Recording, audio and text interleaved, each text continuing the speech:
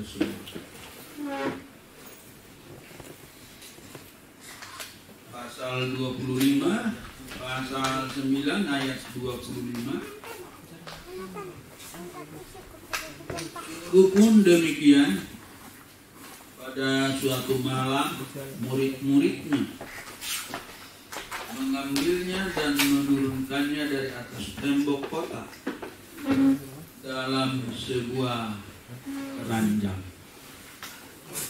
Demikian pembacaan firman Tuhan pada sore hari ini, dan kita beri tema khotbah ini adalah keranjang.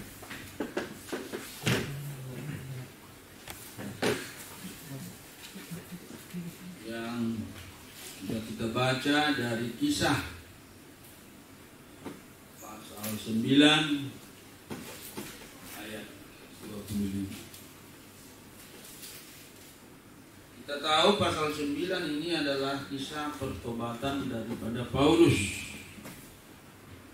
di mana sebenarnya dia berencana keluar dari Yerusalem menuju Damsyik, Assyria, untuk membinasakan, membunuh, bahkan membawa laki-laki dan perempuan yang percaya kepada Yesus sebagai Tuhan dan Juru Selamat.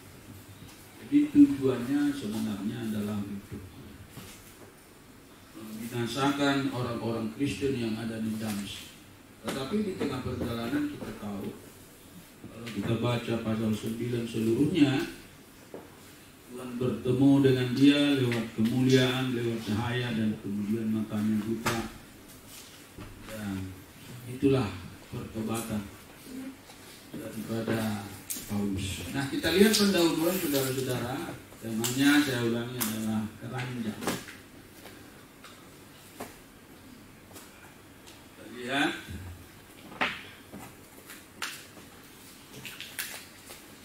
dari kelahirannya, maksudnya kelahiran Saulus yang kemudian menjadi Paulus, sampai ia tampil di Yerusalem sebagai penganiaya orang-orang Kristen dan mengalami pertobatan setelah ia bertemu dengan Yesus Kristus saat dalam perjalanannya ke kota Damsyik. Hanya sedikit kisah yang kita ketahui, ya, hanya sedikit kita yang ketahui tentang kehidupan daripada Paulus. Sebab di dalam 4 Injil, ya, Matius, Markus, Lukas, dan Yohanes, nama Paulus belum pernah yaitu muncul. Jadi kalau saudara baca 4 Injil, nama Paulus itu belum pernah ada muncul di sana. Jadi sejarah dia dari kelahiran sampai dia menjadi penganiaya orang Kristen, kita tidak dapat menyelidiki bagaimana kehidupannya, saudara-saudara. Hanya sedikit yang kita tahu. Nah, untuk itu Bapak Ibu, mari kita lihat kurikulum kita daripada Paulus ini, riwayat hidupnya, supaya saudara tahu bahwa Tuhan itu adalah Tuhan yang hebat. Seorang pembunuh, penganiaya, pengikut Yesus, dan bahkan Yesus berkata yang dianiaya adalah Yesus sendiri, justru dipilih Tuhan, dipanggil Tuhan menjadi pemberita Injil yang luar biasa. Nah, kita lihat kurikulum kitanya, saudara-saudara. Namanya Saulus, itu nama Yahudi, tetapi dalam konteks Yunani dia disebut Paulus. Lahirnya di Tarsus, tanah Kilikia. Sekarang itu negara Turki.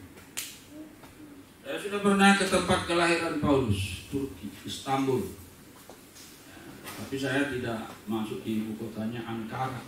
Ankara ibu kotanya, tapi kami langsung ke Eropanya.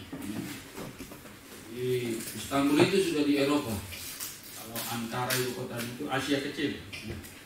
Jadi saya sudah pernah ke daerah di mana dilahirkan.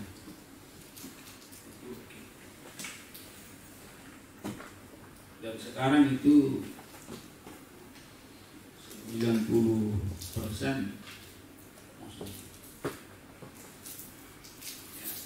Padahal dulu kita tahu 7 gereja ada di sana yang dikirim Yesus surat di dalam kitab Wahyu 2 dan 3 itu. Bayangkan 7 gereja di sana sekarang menjadi mayoritas umat Kristen. Nah, kita lanjut. Kewarganegaraannya dia dui warga negara. Warga negara Israel. Warga negara Romawi. Karena dia memang orang Ibrani. Tetapi dia menjadi warga negara yaitu Romawi karena ibunya adalah orang Romawi. Jadi dia dui warga negara. Pada masa itu bisa berlaku dui warga negara, saudara. Kalau di Indonesia tidak bisa itu, 2 warga negara. Seorang Yahudi, dia dari suku Benyamin. Jadi anak bungsu dari anaknya Israel, anak bungsu dari anaknya Yakub. Suku Benyamin. Bersaudara dengan Yusuf yang lahir dari Rahel, istri yang dicintai Yakub, saudara.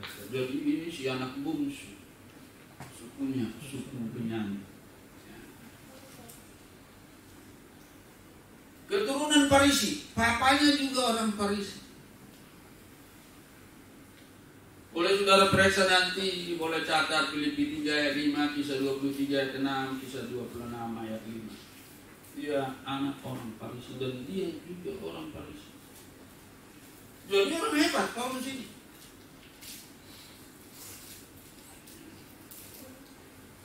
Berkebudayaan Yunani. Jadi dia lebih condong kepada budaya Yunani. Filsafat Yunani. Oh, dia kuasai saudara. Pemikirannya luar biasa. Masa hidupnya dia disunat pada hari ke-8. Dia betul-betul melakukan hukum Taurat karena papanya orang Farisi. Hari ke-8 dia disunat. Dan dibesarkan di Yerusalem. Lahir di Kilikia di Eropa, tapi dibesarkan di Yerusalem di Asia. Pendidikannya, kuliah di Yerusalem, dididik dengan teliti di bawah pimpinan guru besar, yaitu Rabi Gamaliel. Jadi dia adalah mahasiswa yang cerdas. Dan kalau kita baca sejarah gereja, dia adalah kesayangan daripada dosennya ini yang bernama Gamaliel ini. Murid kesayangan, karena begitu hebat, begitu pintar saudara-saudara. Itulah pendidikannya saudara-saudara. Berlatar belakang berpendidikan menurut mazhab yang paling keras dalam hukum Taurat. Jadi dia aliran keras, fanatik. Di luar agama Yahudi, ya sabu bersih. Jadi sangat fanatik saudara-saudara. Saya ulang, ini dia orang Farisi, saudara. Pemimpin agama. Kelebihannya, ada kelebihannya walaupun dia Farisi pembunuh, seorang yang giat bekerja bagi Allah, yaitu khusus untuk agama Yahudi. Tapi kalau bagi orang Kristen, wah, ya, laki-laki, perempuan, anak kecil, besar, dia seret dari rumah ke rumah. Dan dia masukkan di dalam penjara. Dia mau membinasakan ajaran Kristus. Kegiatan Paulus sebagai orang Farisi. Nah ini perhatikan Bapak Ibu. Apa sih kegiatan Paulus sebagai orang Farisi, sebagai pemimpin agama, sebagai orang-orang hebat, sebagai orang yang dihargai? Dia adalah penganiaya jemaat Tuhan di Yerusalem.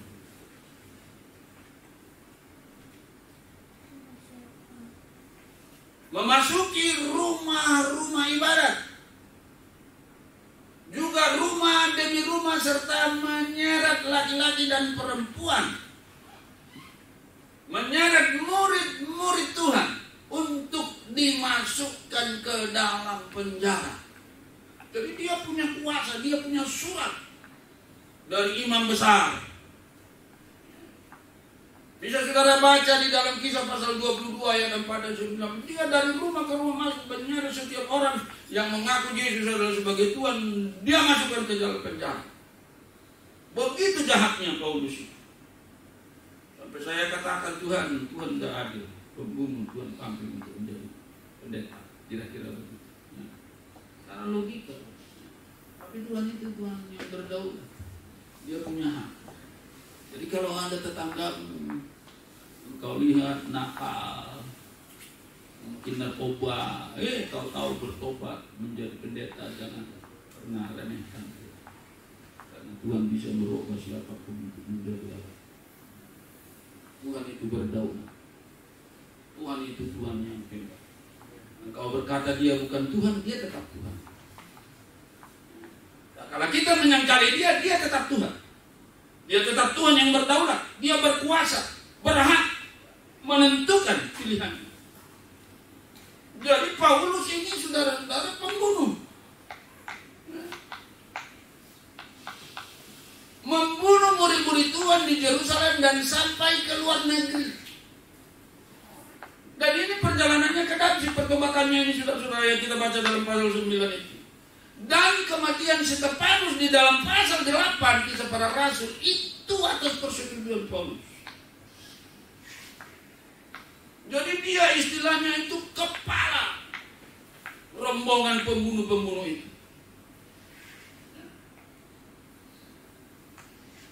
Begitu jahatnya Paulus. Itulah kegiatan Paulus. Boleh saudara baca Filipi 3 ayat 6, Kisah 8 ayat 1 sampai 3, Kisah 9 ayat 1 sampai 2, Kisah 26 ayat 9 sampai 11. Dia adalah pembunuh orang-orang Kristen. Membunuh secara iman, membunuh secara fisik. Tidak ada takutnya. Karena dia adalah aliran mazhab yang paling keras dari agama Yahudi. Lebih keras daripada aliran ortodoks, saudara kekasih dalam Kristus Yesus.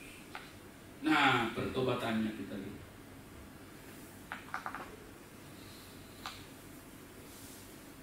Ayat 3 sampai 5. Kita lihat pertobatan Paulus. Dikatakan demikian.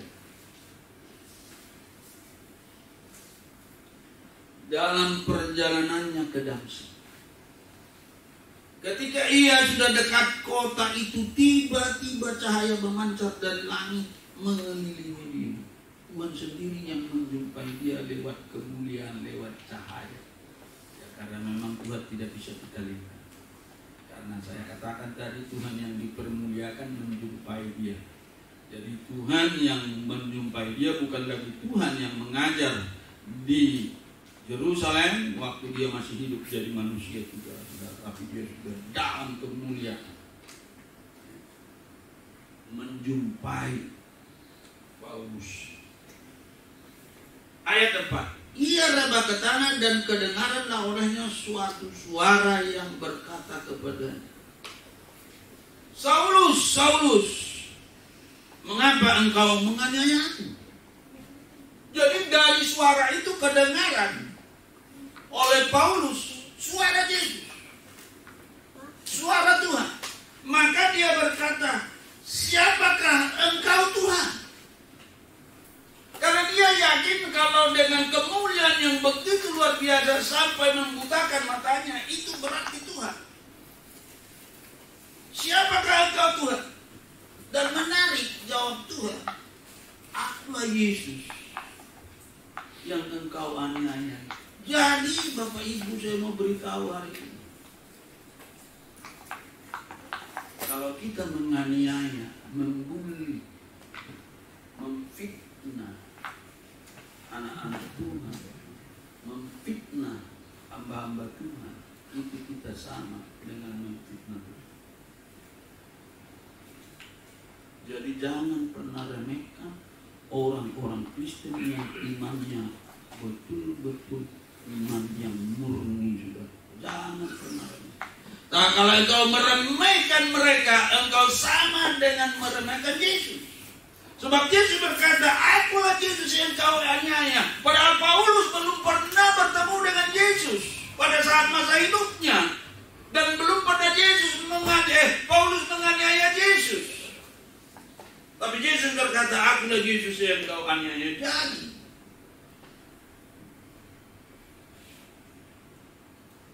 orang benar itu adalah saudara Yesus. Katakan amin.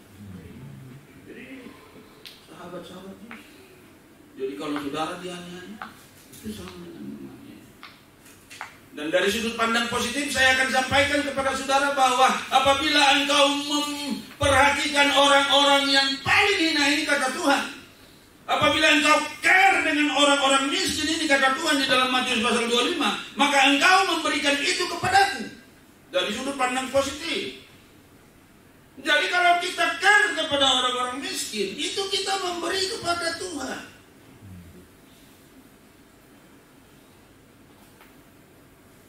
Dan kalau kita membenci, seperti Paulus bahkan menganiaya, membunuh, ya, itu sama kita dengan membunuh.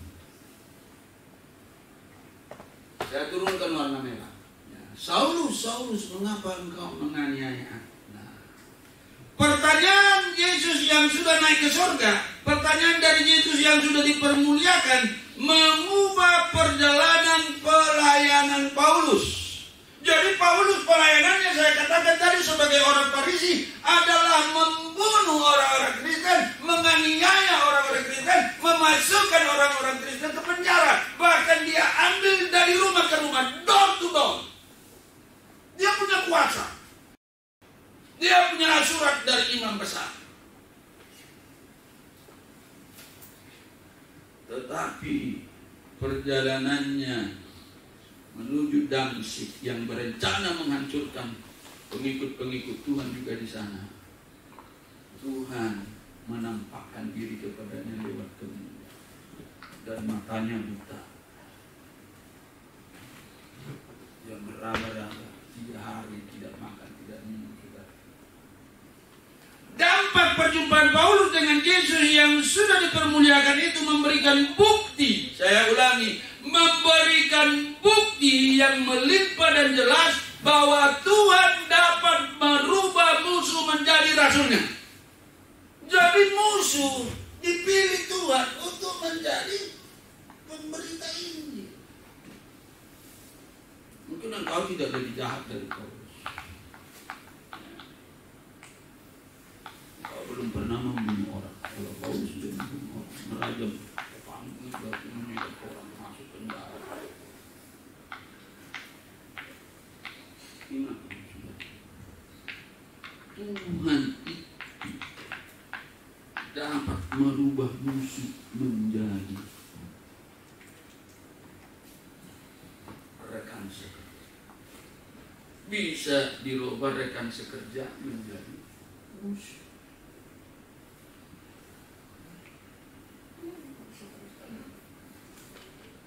Jadi Tuhan berkata,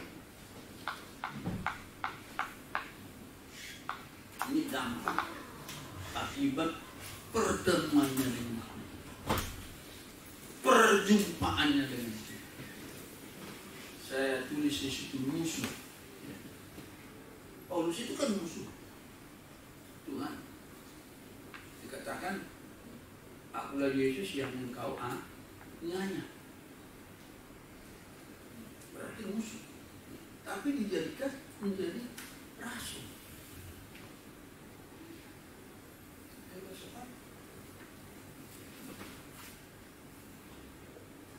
Saya katakan Tuhan itu barangkali kita kalau pikirnya nggak adil Tuhan. Masa Tuhan, apa tidak ada yang lebih baik? Apa tidak ada yang lebih pintar?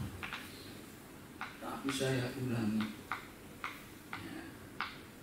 Tuhan berdaulat bisa merubah seseorang penjahat menjadi pemberita Injil.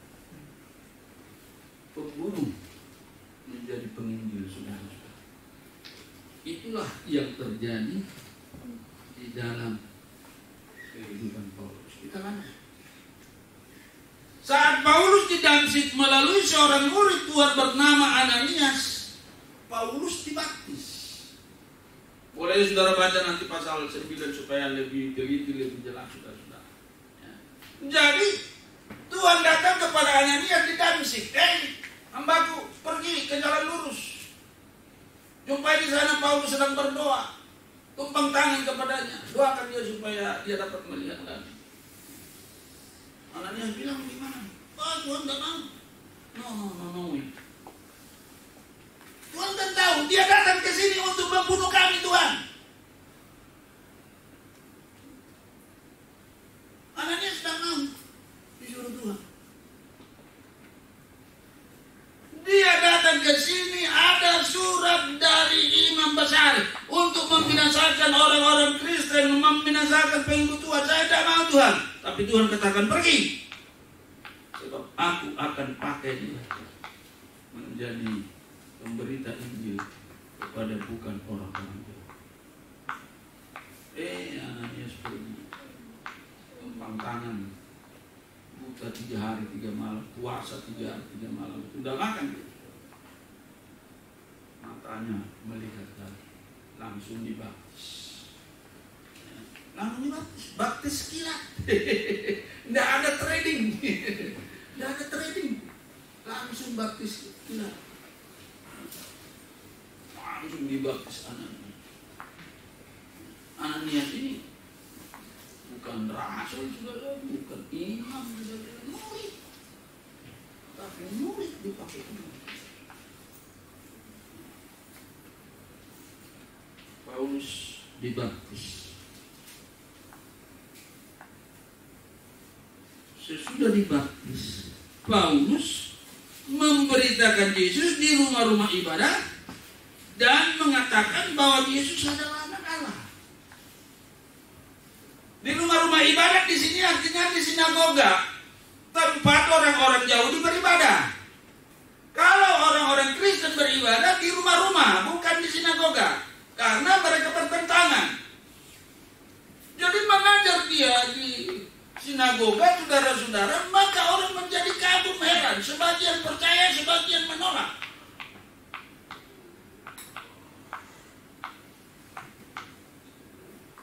Jadi yang menolak berencana untuk membunuh Paulus. Pengaruh Paulus semakin besar sehingga orang-orang Yahudi dan wali negeri Raja Aretas di Damsyik berencana hendak membunuh Paulus. Jadi orang-orang Yahudi yang menentang yaitu ajaran Kristen bermufakat atau pergi kepada Raja Aretas, Raja wali negeri Syria itu, saudara-saudara, untuk memberi mandat kepada mereka untuk bisa membunuh Paulus. Dan itu disetujui oleh Raja Aretas, Raja negeri Damsyik itu, saudara. Kita lihat pasal 9 ayat 25 ayat masih.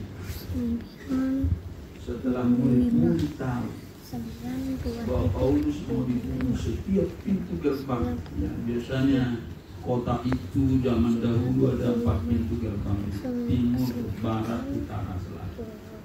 Pintu gerbang itu dijaga oleh pasukan yang diutus oleh Raja Aretas. Setiap Paulus dapat keluar, tangkap, bunuh. Ini ketahuan kepada pengikut-pengikutnya, maka terjadilah ayat 25 ini dikatakan sungguh pun demikian. Ya.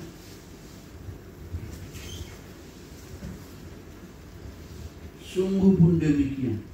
Pada suatu malam murid-muridnya mengambilnya dan menurunkannya dari atas tembok kota dalam sebuah keranjang. Jadi malam-malam Paulus diangkat, dimasukkan ke dalam keranjang, ditarik ke atas tembok. Zaman itu kota itu semua punya tembok, tingginya bisa 30 meter. Dan tembok itu bisa 2-3 mobil terisi di situ keliling kota. Tembok tinggi sudah 30 meter lebih biasanya. Karena kalau ada penyerang mereka dari tembok itulah memanah musuh-musuh sudah seperti di sini. Diangkat dan diturunkan, lihat seperti gambar saudara-saudara. Di dalam keranjang itu dia diangkat, di dalam keranjang itu dia diturunkan dari kota Damaskus. Paulus diturunkan dengan keranjang dari atas tembok kota Damaskus.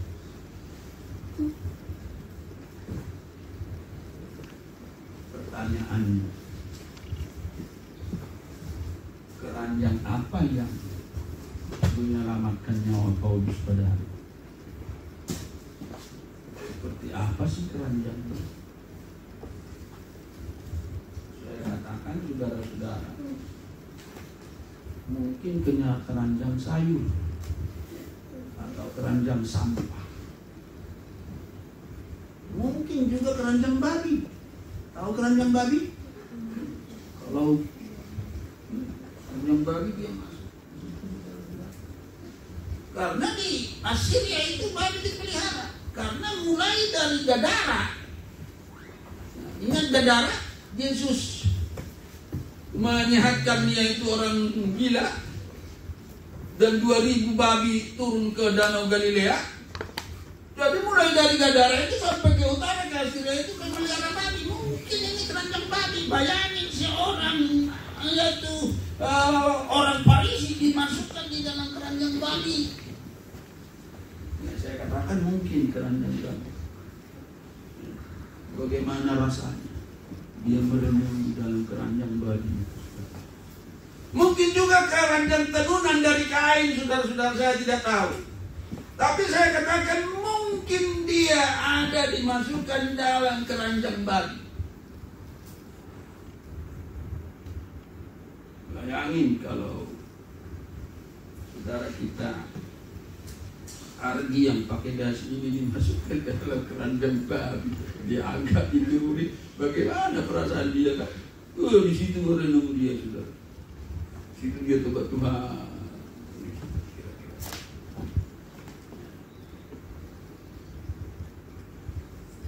Mungkin sedang berkhotbah dia di rumah-rumah saudara. Oh, ada berita. Dia dikepung, pintu gerbang sudah ditutup. Mereka berikhtiar untuk menyelamatkan Paulus. Saya sebagai pengkhotbah tidak tahu keranjang apa yang dipakai. Tetapi saya yakin dalam keranjang ini Paulus merenungkan bagaimana hebatnya Tuhan menyelamatkan nyawanya dari tangan orang-orang Yahudi yang berencana untuk membunuh. Jadi di dalam keranjang itu dia merenung. Dia sungguh-sungguh berserah kepada Tuhan.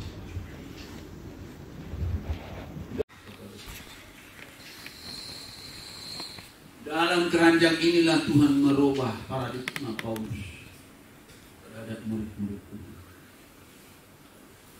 Paradigmanya itu.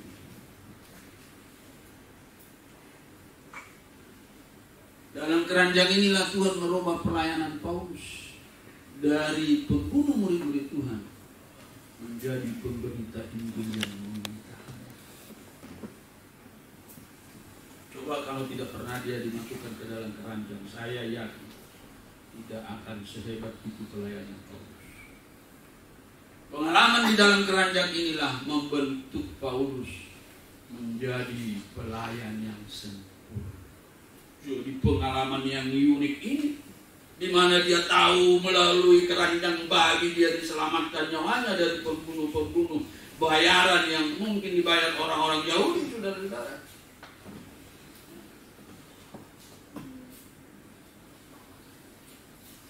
Dia renungkan itu, kehebatan Tuhan.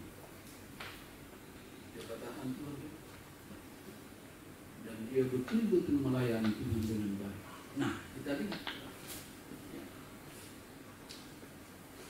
ada 6 saya sampaikan hari ini bahwa Paulus itu setelah turun dari keranjang itu dia menjadi pelayan yang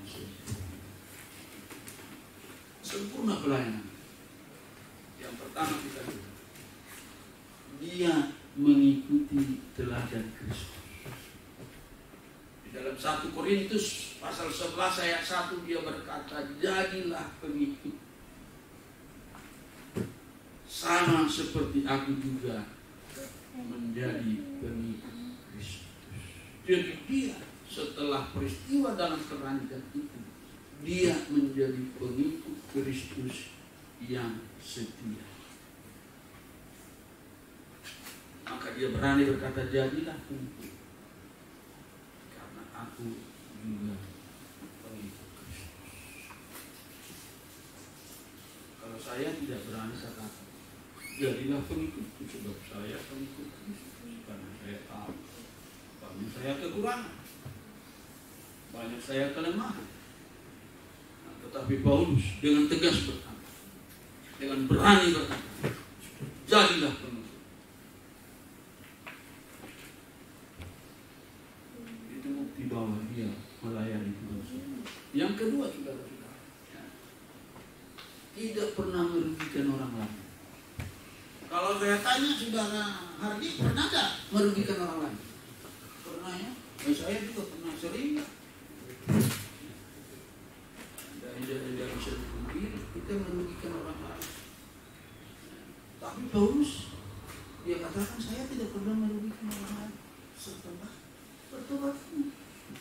Kita lihat saudara-saudara di dalam 2 Korintus 7 ayat 2 dikatakan demikian. Berilah tempat bagi kami di dalam hati kamu. Kami tidak pernah berbuat salah terhadap seorang pun. Tidak pernah berbuat salah lagi dia. Tidak seorang pun yang kami rugikan. Jadi tidak pernah merugikan orang lain. Dia selalu memberkati orang lain. Dia selalu menguntungkan orang lain. Dan tidak dari seorang pun kami cari untung. Artinya dia melayani Tuhan dengan tulus. Dia berusaha melayani Tuhan sempurna, sama seperti Yesus sempurna pelayanannya, saudara kekasih. Jadi kalau kita baca ini, tidak seorang pun yang kami rugikan. Jadi tidak pernah merugikan orang. Mari kita belajar dari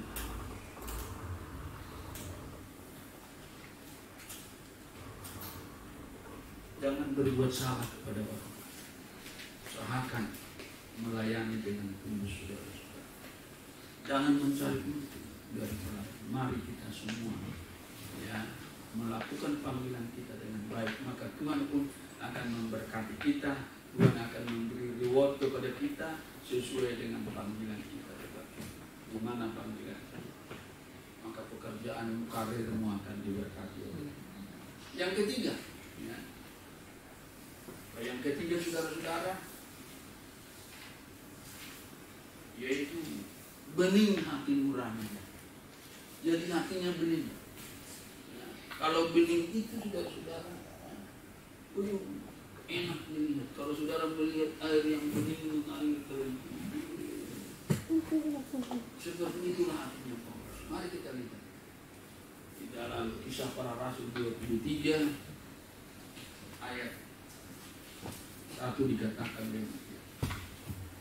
Sambil menatap anggota-anggota Mahkamah Agama, Paulus berkata, hai saudara-saudaraku, sampai kepada hari ini aku tetap hidup dengan hati nurani yang murni di hadapan Allah. Jadi murni hati, bening hatinya, putih hati, seperti hati Tuhan.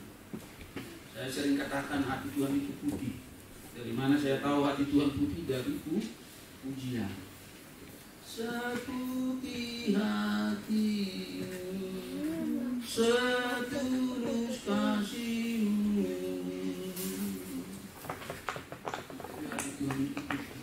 pujian.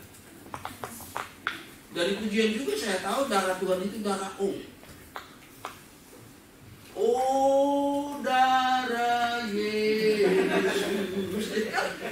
Jadi ada pujian. Ya, kalau saudara buka itu pujian.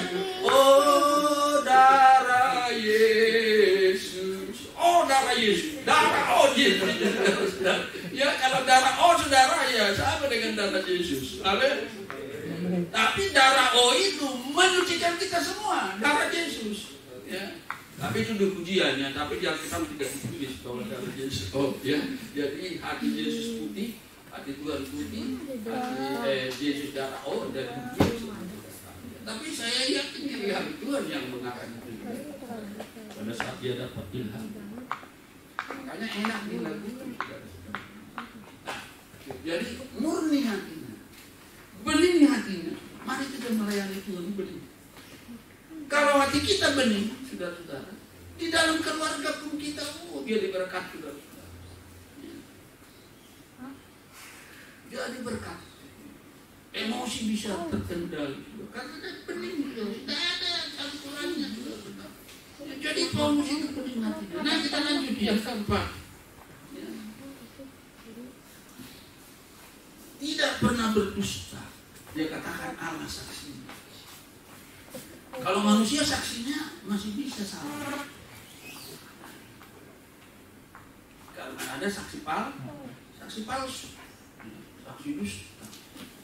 Tapi dia bilang tidak pernah berdusta. Allah saksinya, saudara-saudara. Kita lihat ayat 31 dari 2 Korintus 11. Allah yaitu Bapa dan Yesus Tuhan kita yang terpuji sampai selama-lamanya tahu bahwa aku tidak berdusta. Jadi apa kesaksian-kesaksiannya tentang peristiwa pertemuannya dengan Yesus dalam tidak ditambah tidak dikurang. Dia katakan Allah menjadi saksi. Jadi tidak pernah bohong, saudara-saudara. Ya kita pun hamba Tuhan masih biasa, masih ya. Tapi Paulus sempurna pelayanannya sesudah dia masuk dalam keranjang baru. Makanya kita juga perlu masuk keranjang baru supaya kita sempurna pelayanan. Artinya ada salib bagi kita, ada masalah persoalan yang berat bagi kita. Tak kalau persoalan yang berat itu saudara-saudara datang, maka kita pun akan berubah total di dalam panggilan kita. Yang kelima, tidak takut mati karena iman. Jadi sama seperti Tuhan, dia datang ke dunia ini, diutus oleh Bapaknya untuk menyelamatkan kita orang berdosa. Dia harus mati di kayu salib. Dia mati di kayu salib, saudara-saudara. Demikian juga Paulus rela mati demi Injil, seperti Tuhan mati karena kebenaran, saudara. Kisah 20 ayat 24 dikatakan, tetapi aku tidak menghiraukan nyawaku sedikit. Artinya dia tetap memberitakan Injil walaupun banyak tantangan, banyak rintangan. Dia tidak takut mati, tidak menghiraukan nyawanya. Dia tetap Injil yang dia beritakan. Dia katakan Injil itu memiliki kuasa Allah yang menyelamatkan. Kekuatan Allah ada dalam Injil itu.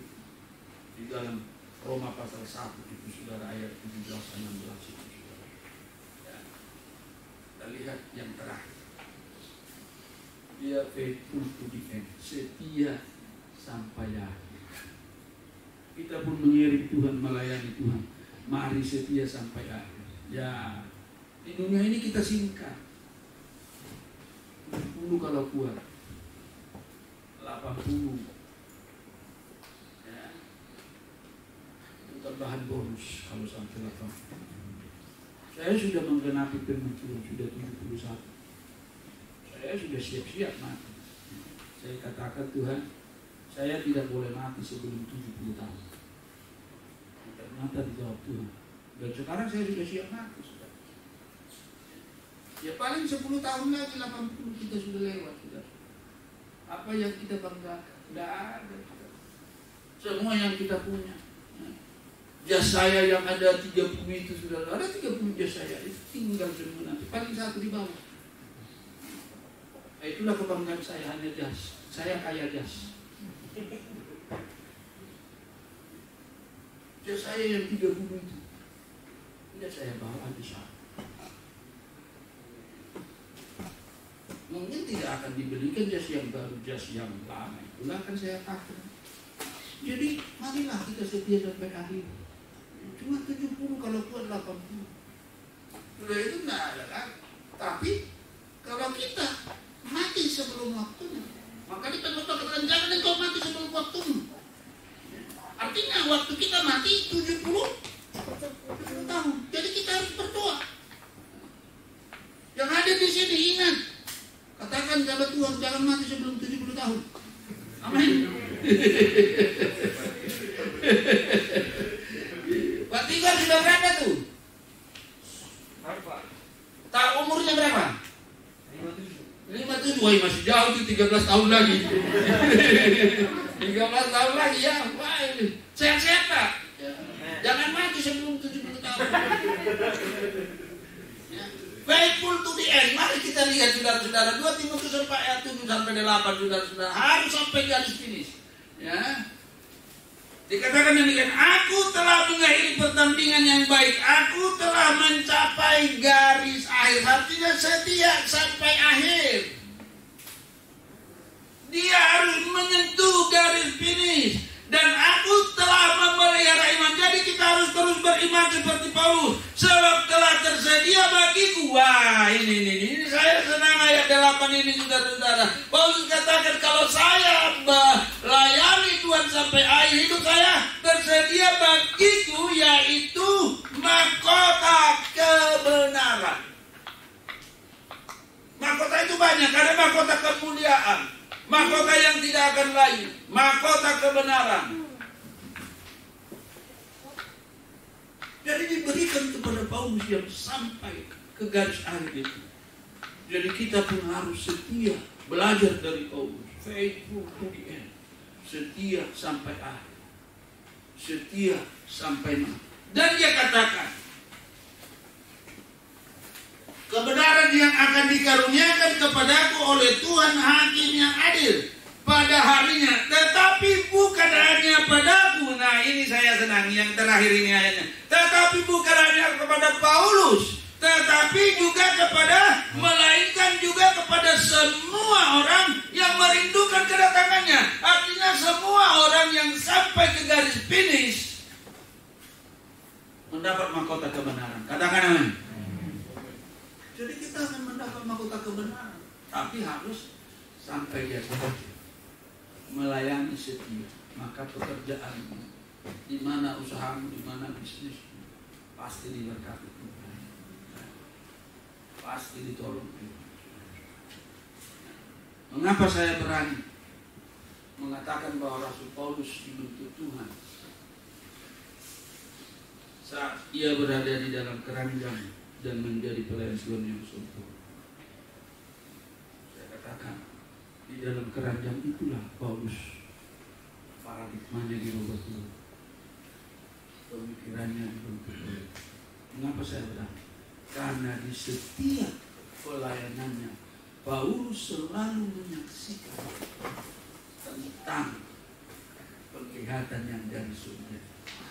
Pada Raja Agripa dia katakan, aku tidak pernah ingkar dengan penglihatan yang dari surga itu. Dia lihat Tuhan turun dari kemuliaan. Dia katakan, aku tidak pernah ingkar dengan penglihatan dari surga itu. Bahkan kepada yaitu orang-orang Korintus dia katakan, aku tidak pernah lupa bahwa aku diselamatkan Tuhan melalui keranjang di kota Damsyik, diturunkan dari atas dari tembok di kota Damsyik. Jadi di mana-mana dia saksikan bahwa dia bertemu Tuhan dengan penuh. Disaksikan bahwa dia diselamatkan Tuhan melalui keranjang saudara kekasih dalam Kristus Yesus. Karena di setiap kesempatan Paulus selalu menyaksikan kehebatan-kehebatan Tuhan Yesus dalam menyelamatkan nyawanya dari atas tembok dalam sebuah keranjang. Tema kita keranjang, dan akhir khotbah ini juga adalah keranjang. Mari kita bangkit berdiri, kita baca ayat kuncinya saudara-saudara tentang kesaksian Paulus kepada orang Korintus yang berkata tentang keranjang. Sama-sama kita baca 1, 2, 3. Di Damsyik wali negeri Raja Aretas menyuruh mengawal kota orang-orang Damsyik untuk menangkap aku.